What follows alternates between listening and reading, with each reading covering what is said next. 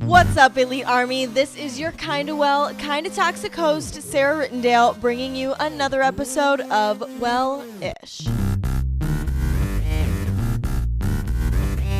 Why did you stop loving yourself? Obviously, this can vary for a number of reasons. But I'd be willing to bet that you could probably pinpoint a time around when you stopped loving yourself when I ask you that question. Bad times that pop up in your life when I say to you, why did you stop loving yourself? It was most likely a time that you were beaten down and broken just based off of one horrible event or a series of events that happened in your life. And it could have been all in rapid succession. Like for me, I remember right when I graduated college. I graduated during the pandemic. My parents got divorced. I was forced home to a different state, away from school, away from all the friends, and away from the life that I had had for the last 4 years. I had nobody at home except my parents, and then they got divorced.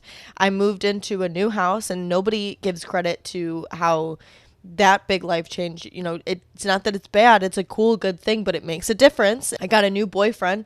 That boyfriend had a kid, and that boyfriend also had a mom that had it out for me. So there was a lot going on all at one time. And so I remember thinking constantly like, God, why do I feel like this? Why do I feel like this? Why do I feel like this? And didn't give credit to all of the things that were happening in rapid succession. Before we really dive into why you stopped loving yourself, though, there's something that I was always really curious about.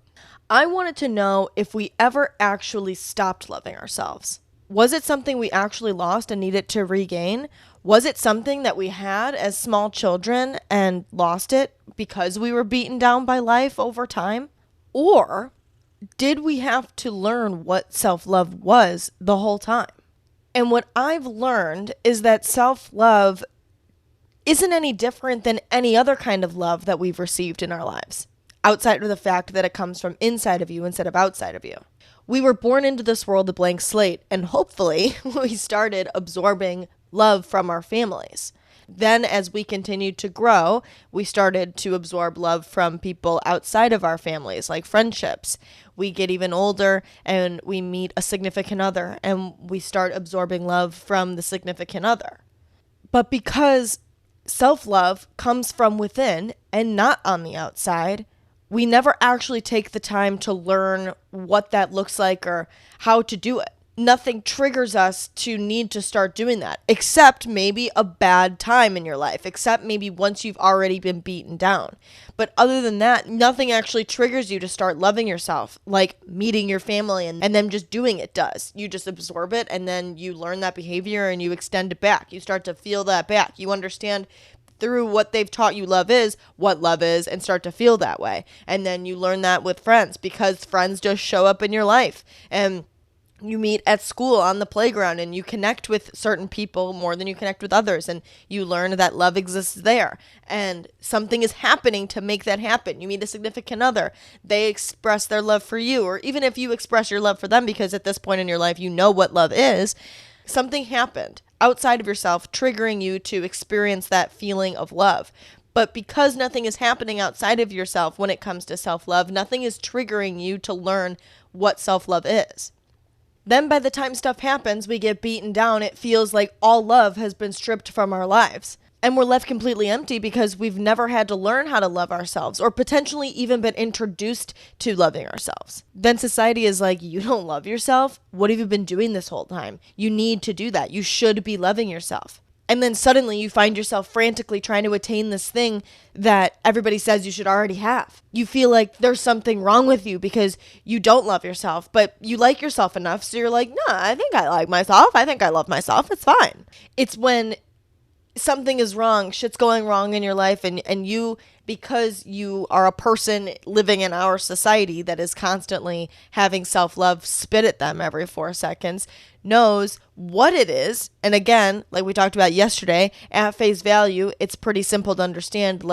Self-love is loving yourself, but it's deeper than that. If you didn't listen to yesterday's episode, you should listen to that. But it's those times when you find yourself being like, oh, I know I should be loving myself, or I know I should love myself, but it's not fixing my problems, but my life is still falling apart, but I know that it's just my self-worth and my self-respect and that I should trust myself. It's like, I know that this is how it is, but I just don't feel that way. It's that feeling. So the good news is you likely never did stop loving yourself. It's more than likely that you never actually did in the first place. You never have actually experienced true self-love, true, authentic, deep love for yourself. You may have liked yourself before. You may have been okay with who you were.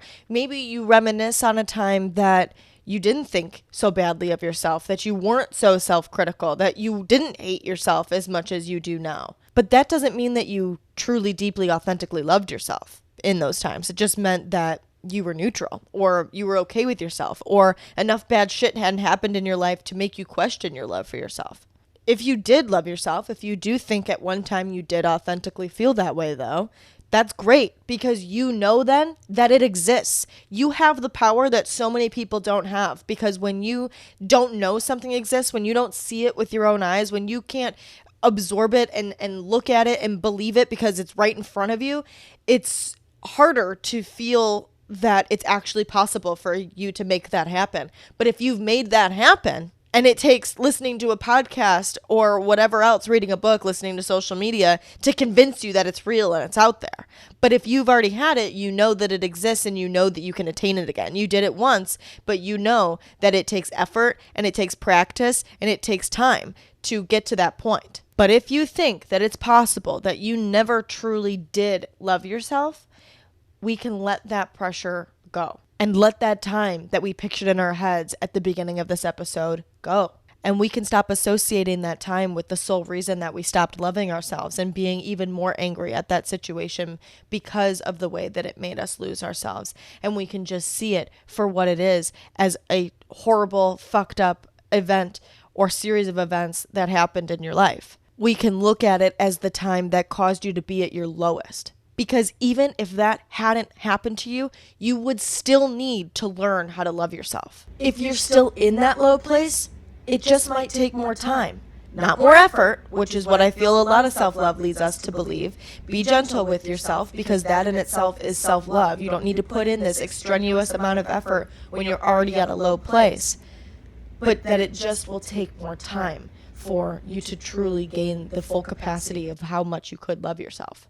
So why do we get to this point that we feel so critical of ourselves? Again, I'm going to address that event that popped into our heads. We feel beaten down, out of control, helpless.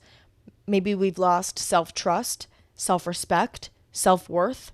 All of the love in our lives has been sucked out of our life. And if you have never known what it's truly like to love yourself, then you truly are dry of all love that you can have. And love is the only emotion we have never lived without. When we learn to authentically love ourselves, I don't want to say that it doesn't matter what happens in our life, because it does absolutely matter, and it does beat you down, and it can take a toll on the way that you view yourself depending on whatever way you've been treated. But at the end of the day, if you can hold on to that self-love, if you know authentically what it means to love yourself, yes, it could get chipped away, but if you can build it enough that it doesn't disappear completely when something horrible happens, then you will always have that love in your life. You will always have that love for yourself, because you'll always have you. You'll know that you're worth it to get yourself out of a bad situation. You will know that there is nothing wrong with you that caused the bad situation to happen. That way, when bad things in our lives do happen, because inevitably bad things in our lives will happen, you can spend your time focusing on fixing the stress that the issue caused, compared to feeling like you have to fix yourself as a whole. Stop stressing yourself out, reminiscing on the times that you were too naive to be bogged down by the real, intense, upsetting, tragic events that have happened in your life since then, since you've grown and lived a longer amount of time and experienced more things. The you that you're remembering that you were okay with didn't know what it was like to experience the bad things in your life that you've experienced, even if they're not even that bad. Like, even if you think that your issues aren't that bad compared to other people, or if you think that your issues are like fucking horrible. Well, if you think your issues are horrible, then this absolutely like applies. Like, the person before that you might be thinking, oh, well, she didn't hate herself before this fucking asshole did this to me, or before this horrible event happened. But she didn't know, that person didn't know what it was like to go through that experience. So you can't compare her to you now. That version of you didn't see people clearly, or didn't see herself clearly at that point. Now you have a different experience and a different viewpoint to move from. Stop thinking that the person that existed before the broken version of you existed actually loved themselves. That person didn't know what they know now. And that person still at that point needed the lesson of learning to love themselves. Hopefully, if you're listening to this, you didn't experience something horrible that caused you to need to love yourself. I know that's not likely, but if we can just know that that's something that we need to teach ourselves, or something that we need to at least expose younger generations to, that it's a skill that they need to learn just as much as they're learning how to love their families and friends and significant others as they grow. Focus on who you are today and know that you can begin to start loving yourself now, because it has always been something that you needed to learn, not something that you should already have. Thank you for listening to day 2 of the 28 Days of Self-Love. Make sure to subscribe to the show so you can tune in tomorrow for day 3, where we're getting into defining who we are. Because how do you know who to love if you don't know who you are? Thank you so much for listening. Make your day kick ass, and I'll talk to you tomorrow.